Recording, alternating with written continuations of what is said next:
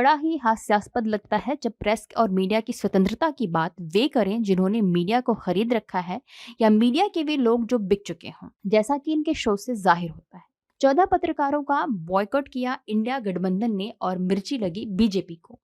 India गठबंधन ने इन 14 पत्रकारों के नाम सार्वजनिक कर कहा है कि इनके गठबंधन का कोई भी प्रवक्ता इनके कार्यक्रम का हिस्सा नहीं बनेगा।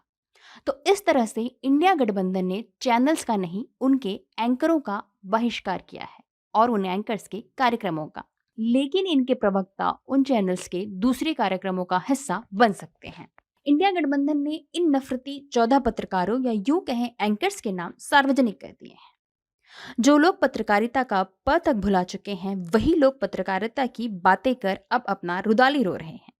ये वही पत्रकार हैं जिन्होंने पत्रकारिता के उसूलों और सिद्धांतों को कुचल कर रख दिया है। इंडिया गठबंधन ने इन सब की वजह बताई है कि ये पत्रकार नफरत फैलाने का काम करते हैं। इन सब बातों से बीजेपी को क्यों इतनी मिर्ची लग रही है? बीजेपी को किस बात का बुरा लग रहा है कि उन्होंने बाकायदा प्रेस नोट जारी कर इसकी निंदा तक कर डाली? जेपी नड्डा अपना नड्डा फाड़ फाड़ कर तानाशाह और नाजीवाद के नारे लगा रहे हैं। ये वही बीजेपी है जिसने सरकार से सही सवाल पूछने वालों को बहिष्कृत कर रखा है। इन्हें तो मोदी जी के आम कैसे खाते हैं जैसे शोज कराने में मजा आता है। ये वही बीजेपी है जिनके नेता और देश के प्रधानमंत्री श्री नरेंद्र मोदी ने आज तक एक लाइव प्रेस कॉन्फ्रेंस तक नहीं किया है। यहां तक कि G20 सम्मेलन के दौरान अमेरिका के राष्ट्रपति जो बाइडेन के साथ आई मीडिया टीम को भी प्रेस कॉन्फ्रेंस करने से मना कर दिया। फिर जो बाइडेन को इंडोनेशिया में अपना प्रेस कॉन्फ्रेंस करना पड़ा। इनके अनुसार ये है मीडिया की स्वतंत्रता। ये वही पत्रकार हैं जो लगातार अपने शोज के माध्यम से देश में नफरत फैलाने का काम कर रहे हैं।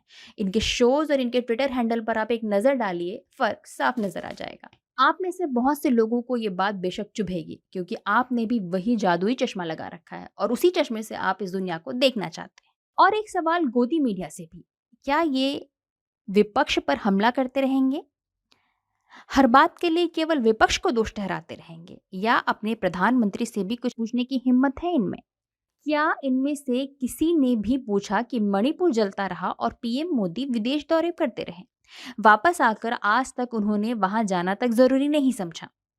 क्या इन चरण चुंबक पत्रकारों ने पीएम मोदी से ये पूछने की हिम्मत की कि अनंतनाग में हुए आतंकी हमले में हमारे 3 जवान शहीद हो गए, लेकिन मोदी जी G20 का जश्न मनाते रहे, उन पर पुष्प की वर्षा होती रही? क्या यह कार्यक्रम स्थगित नहीं किया जा सकता था? और आज तक मोदी जी के मुंह से शहीदों के लिए एक शब्द तक नहीं निकला। बजाय इसके वे MP और छत्तीसगढ़ में चुनावी यात्रा पर निकल गए, MP में रोड शोज करते रहे। तो यहाँ पर एक बात साफ है कि कौन किसका चरण चुंबक है और बीजेपी को क्यों इतना बुरा लग रहा है। इन चैनल्स के मालिकों ने तो अब तक पत्रकारों के पक्ष में कुछ नहीं कहा जो इनके शोज करवाते हैं, और ना ही इन पत्रकारों में इतना दम है कि वह यह बात कह सके कि हम अपने शोज के माध्यम से नफरत नहीं फैलाते, और कहीं भी तो कैसे, क्योंकि काम तो ये नफरत फैलाने का ही कर रहे हैं। आज के ही इनके शोज और इनके ट्विटर हैंडल पर एक नज़र डाली। आज भी आप प्रधानमंत्री से सवाल पूछने के बजाय हिंदू मुस्लिम करने में लगे हुए हैं और ये पत्रकारिता और प्रेस की स्वतंत्रता की बात कर रहे हैं। यह कौन सी स्वतंत्रता है जहां आप प्रधानमंत्री से एक सवाल तक नहीं पूछ सकते? हाँ, केवल उनकी सुन सकते हैं। आप भी विचार कीजिए। नमस्कार, हिंदुस्तान जिंदाबाद।